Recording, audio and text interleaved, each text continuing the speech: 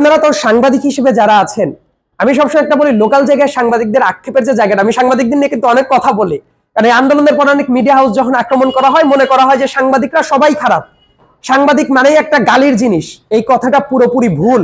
সাংবাদিকরা যে ধরনের রিস্ক নিয়ে কাজ করে, এইটা নিয়ে কিন্তু অনেকেই কথাবার্তা বলে না। সামনের দিনে আমার কাছে মনে হয় আমাদের অনেক কিছু শেখার কিছু আছে।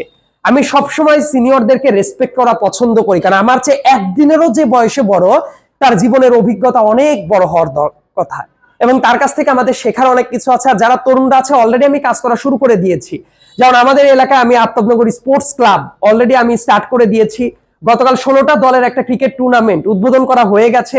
বেড়া সাথিয়া 2টা ইউনোই কিন্তু আমার ওই প্রোগ্রামে কিন্তু এসেছিলেন, এবং সেও ছিল। এবং এই ধরনের প্রোগ্রাম সাথিয়াতে আরো বাড়বে।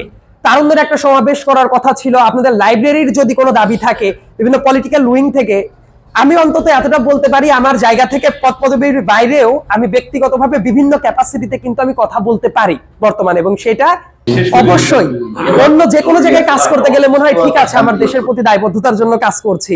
সাথিয়ার জন্য কোনো কিছু করলে আমার কাছে মনে হবে এটা আমার নিজের বাড়ির জন্য কাজ করছি, কারণ আমি অন্য সব পরিচয় ঝেড়ে ফেলে নিজেকে আমি সাথিয়ার সন্তান মনে করি। আর সাথিয়ার সন্তান হিসেবে কারো কোনো পরামর্শ থাকলে অবশ্যই দিতে পারেন। যে কোনো জায়গায় কোনো সমস্যা হলে অন্তত আমার ক্যাপাসিটিতে যেসব জায়গায় আমি লুক আফটার করতে পারবো, আমি চেষ্টা করব সেটা করার। আর সাংবাদিক বন্ধু যারা আছেন, সাংবাদিক যারা সিনিয়রের ভেতরে আছেন, অনেক ধরনের সংকট থাকে, আমি এটা জানি। আপনারা মুখ খুলে বলেন না, কারণ দুনিয়ার সবার সমস্যা আপনারা বলেন, আপনাদের সমস্যা তো আসলে কেউ বলে না। এই অ্যাক্সেসটাও আমি আমার জায়গা থেকে চেষ্টা করব। সামনের দিনে একটা ভালো সাথী আমাদের দরকার, অন্তত পক্ষে চিকিৎসার ক্ষেত্রে, অন্তত পক্ষে শিক্ষার ক্ষেত্রে, আর কিছু জায়গায়। যেমন প্রেস ক্লাবটা ভালো হলে, প্রেস ক্লাব মানুষ মনে করে শুধু প্রেস ক্লাব না, বাংলাদেশ চালানোর জন্য, একটা ডেমোক্রেসি চালানোর জন্য যে কয়টা পিলার থাকে, তার ভেতরে একটা খুব গুরুত্বপূর্ণ পিলার হলো ফ্রি প্রেস, মানে মুক্ত গণমাধ্যমটা থাকাটা খুব বেশি মাত্রায় জরুরি। বিভিন্ন মানুষ এসে এই জায়গায় হস্তক্ষেপ করবে কেন? রাজনৈতিক নেতাদেরই তটস্থ থাকা উচিত যে কোন সাংবাদিক কোনটা নিয়ে কথা বলবে, কোনটা নিয়ে বলবে, এবং এইটা বলার পরে তারা যে নিপীড়নের শিকার হবে না, এটা আমাদের সবাই মিলে প্রোটেক্ট করতে হবে।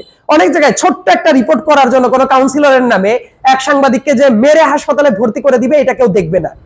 বরং সবাই যদি একমত হয়, সাথী হয়, শিক্ষিত মানুষ যারা আছে তারা অ্যাকোমোডেট হোক, যারা শেকড়কে ভালোবাসে তারা আসুক, মারামারি আর বিভাজন না, সবাইকে কতটা এক করা যাচ্ছে সেটাই আমাদের টার্গেট হওয়া উচিত।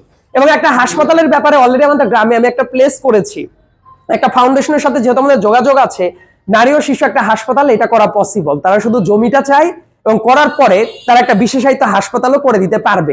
তো আমি নিজেই বলেছি, সামনের দিনে যদি আমি এলাকায় পার্মানেন্টলি মাঝে মাঝে আসি, তাহলে একটা হাসপাতাল, এইটা বেড়ার মাটিতে ডেফিনেটলি না, সাথিয়ারই কোনো জায়গায়, যে জায়গা থেকে সাথিয়ার অ্যাক্সেসটা হয়, এইটা আমি করে দেওয়ার জন্য ফাউন্ডেশনের সাথে অলরেডি কথা বলেছি, হয়তোবা সামনে হতেও পারে।